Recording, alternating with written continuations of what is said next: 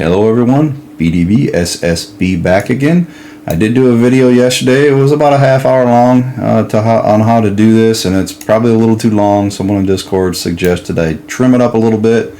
If you're having troubles when I do this short version of getting things to work, I highly suggest to go watch that video. It'll break it down a lot more in detail. I go through some issues I had, and I actually had issues while I did it, so it's great to see some of the mistakes. But what we're doing is we're simply going to have the option to change the material of certain material slots, like I did just now, just that tank, and then you can still change the color. And when you're changing the color, it's not changing the material as well, so it's kind of cool. You can always have that, say, gloss, or I'm sorry, chrome, and it could be a chrome red, it can be regular chrome, green, and so on. I'm going to do two separate material slots to show you or talk about some of the issues I had. So basically, in a nutshell, that's what we're doing here. It's cool that you can actually change material and color separately. It's not stuck together. Now, I do want to have a little disclaimer here, is in the game by default it does give you the option for metallic, gloss, and matte. You're going to lose that because of the fact that we're changing it to multiple materials. So let's get out of here, get into the XML. As far as files, I highly suggest that you go into Farming Simulator 25, you go under Shared XML Documentation, copy this file out somewhere. If you try to open this file while the game's running, I've had issues in the past where it freezes the game up. So copy this out so it's a separate file outside of the game. You can access it because that's going to give you like your configuration names you can use, all the defaults, either they're true or false, and I'm going to talk about a couple of those lines in a little bit. So I highly suggest that file. Then the other ones are under data shared. I know it's confusing because there's two folders with the same name. So you have brand material templates. So this is going to give you all the colors like you had in 22. But then it's going to show you what it uses for like the color scan that they did and everything like that. And then the other folder is in the detail library, which is the material templates. So this is actually going to give you the material names: chrome, silver scratch, and there's a ton of them here. I don't know if there's 64. Kind of goes off what the old UDIM system was, and it even shows you where all the files are to get those colors into the game as well. So yeah, those are the files I suggest. Now we're going to break down. I'm going to go through the different options here and then go why I listed these. So tank color, the first thing I want to show you is, if you want this to be labeled like I do of the tank color, then it's very important that you have one configuration here. If you do not have this configuration in here, you go back in the game or reload this, you lose that title. It just says main color now. So I like to have that title. It's kind of redundant to have white in there twice, but that's just what I do because of the chrome. White's the best option to have because it's going to look more like chrome. When you start getting other colors, it looks funny. So that's just the white I chose. So yeah, to get that title to show up, you have to have at least one option. That was the same in 22.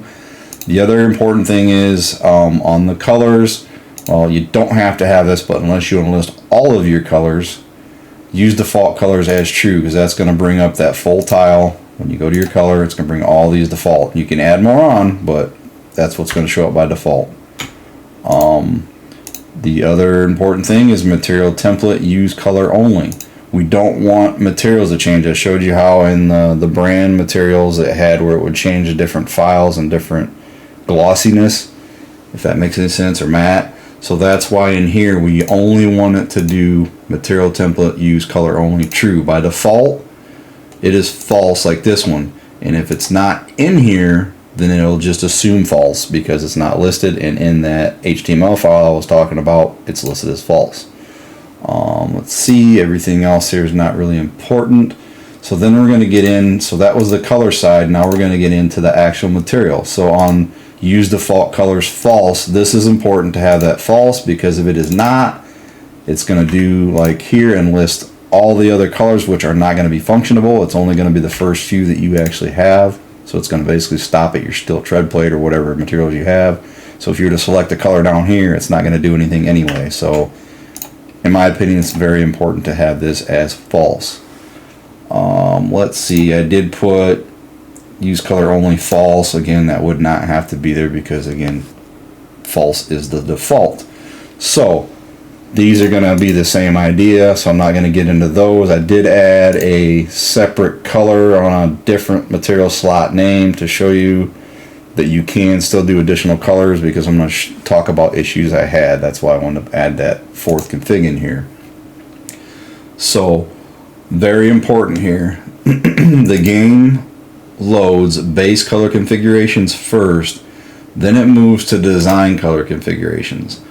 I was not able to use design configurations alone instead of having a color, just design configurations, because what was going on is it was changing the materials but then not letting me change the color. And that goes back into order importance here. Is color has to be the first choice, then material. What was going on is when I put material first, which in my mind I like better to choose my material than my color, is it was changing the material, but then when you went to color, it wasn't doing anything. You could see the screen refreshing, but it wasn't actually working. And I have a feeling it has something to do with this attribute here. But long story short, as I'm getting long-winded already, is you have to have your color first, then your material. The other important thing is it will not let you do two material changes and color in the same configuration name, I guess we'll say. So like design color configuration, that's why I'm talking about I had to use the base color configuration to do my first color and then move into design color configurations. Again, there's only one base color configuration. There's not a 1, a 2, and a 3 like the rest of these guys. So it wasn't letting me use design color configurations for tank color and tank material, and then mud flap color and mud flap material. I had to separate one of them into the base color configuration. Hopefully that makes sense. Again, very important that color first, material second. If you want to do more than one material, you have to do the color first in the base color and then start adding everything into the design color configurations. So yeah, that's pretty much it. I do want to show one more quick trick that I like to add, is if you use the config sets, this lets you scroll through materials. All this is doing is looking at configuration, name, design, color, which is right here, and I have all my materials listed. Now normally it would be in that tab where you click on it, but by adding this option in configuration sets, we'll come in here and reload this.